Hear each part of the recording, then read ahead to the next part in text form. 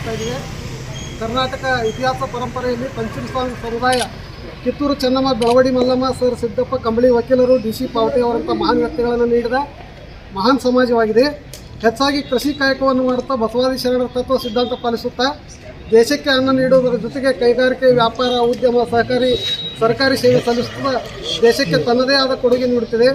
ದೇಶದ, ರಾಜ್ಯದ ವಿವಿಧ ಜಿಲ್ಲೆಗಳಲ್ಲಿ ಬೇರೆ ಬೇರೆ ಹೆಸರಿನಿಂದ ಕರೆಯಲ್ಪಡ್ತಕ್ಕಂಥ ಪಂಚಮಸಾಲಿ ಸಮಾಜ ಬಾಂಧವರು ಅಂದಾಜು 1 ಕೋಟಿಗಿಂತಲೂ ಹೆಚ್ಚಿದ್ದಾರೆ ಅಂತ ಅಂಕಿಅಂಶಗಳ ಮೂಲಕ ತಿಳಿದು ಬರುತ್ತದೆ.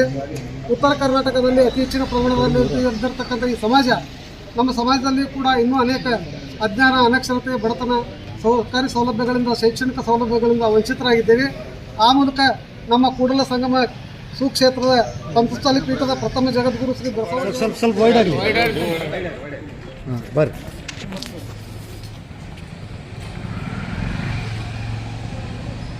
ಸೇರ್ಸೇ ಹೋದ್ರೆ ಅಥವಾ 2D ಅಂತೇಳಿ ಮಾಡ್ಯಾರಲ್ಲ, ಆ 2Dಯಲ್ಲಿ ಕೂಡ ಮೀಸಲಾತಿ ಹೆಚ್ಚಳ ಪರ್ಸೆಂಟೇಜನ್ನು ಹೆಚ್ಚಳ ಮಾಡಿ ಅದು ಕೂಡ ನಮಗೇನಾದರೂ ಒಂದು ಕೊಡ್ತಾರಂತೇಳಿ ಭರವಸೆ ಮೂಲಕ ನಾವು ಸುವರ್ಣಸೌಧ ಮುತ್ತಿಗೆ ಹಾಕ್ಲಿಕ್ಕೆ ಹೋದಾಗ ಲಾಠಿ ಚಾರ್ಜ್ ಮಾಡಿದ ಈ ಸರ್ಕಾರ ಕೂಡಲೇ ಮಾನ್ಯ ರಾಜ್ಯಪಾಲರು ಇದನ್ನು ಮಧ್ಯೆ ಪ್ರವೇಶಿಸಿ, ಇಂಥ ಸರ್ಕಾರ ನಾವು ಯಾವುದೋ ರಾಜ್ಯದಲ್ಲಿ ಕೇಳ್ತಿದ್ದೇವೆ, ಗುಂಡಾ ರಾಜ್ಯ ಅಂತ ಬೇರೆ ಬೇರೆ ರಾಜ್ಯದಲ್ಲಿ ಕೇಳ್ತಿದ್ದೇವೆ, ಅಂಥ ಪರಿಸ್ಥಿತಿ ಇವತ್ತು ನಮ್ಮ ರಾಜ್ಯದಲ್ಲಿ ಬಂದು ಒದಗಿದೆ.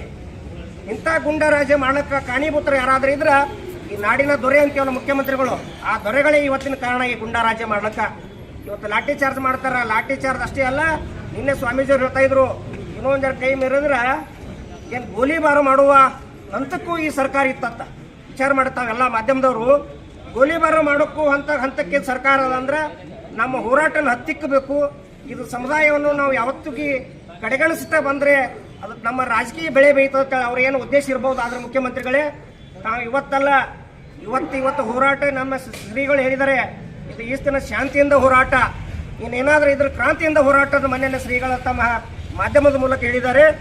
ಅವತ್ತಿನ 10ನೇ ತಾರೀಕಿನಿಂದ ಇನ್ನೇನಾದರೂ ಇದ್ರ ಕ್ರಾಂತಿಯಿಂದ ಹೋರಾಟ.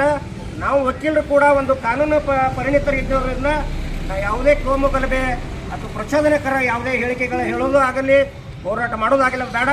ನಾವು ರಾಜ್ಯಪಾಲರನ್ನ ಈ ಸರ್ಕಾರಕ್ಕೆ ಮಧ್ಯಸ್ಥಿಕೆ ವಹಿಸಿ ಆ ಸರ್ಕಾರನ ವಜಾಗೊಳಿಸ್ಬೇಕಂತೇಳಿ ಪ್ರತ್ಯೇಕವಾಗಿ ವಕೀಲರ ಮೂಲಕ, ಮಾನ್ಯ ಜಿಲ್ಲಾಧಿಕಾರಿಗಳ ಮೂಲಕ, ಮಾನ್ಯ ರಾಜ್ಯಪಾಲರಿಗೆ ಒಂದು ಮನವಿ. ಅಧಿಕಾರಿಗಳಿಗೆ ಇವತ್ತಿನ ದಿವಸ ಮಾನ್ಯ ರಾಜ್ಯಪಾಲರು, ಕರ್ನಾಟಕ ಸರ್ಕಾರ ಇವರಿಗೆ ಮತ್ತು ಕೇಂದ್ರ ಸರ್ಕಾರ ಈ ಒಂದು ಮಧ್ಯ ಪ್ರವೇಶಿಸಿ ಕರ್ನಾಟಕ ಸರ್ಕಾರ ಇದರ ಗದಾಟವನ್ನು ಕೊನೆಗೊಳಿಸಲು ಕರ್ನಾಟಕ ರಾಜ್ಯ ಸರ್ಕಾರವನ್ನು ವಜಾ ಮಾಡಬೇಕಂತೇಳಿ ಮಾನ್ಯ ರಾಜ್ಯಪಾಲರಲ್ಲಿ ಶಿಫಾರಸು ಮಾಡಲು ಮಾನ್ಯ ಜಿಲ್ಲಾಧಿಕಾರಿಗಳಿಗೆ ಮನವಿ ಕೊಡಲಿಕ್ಕೆ ಬಂದಿದ್ದೀವಿ.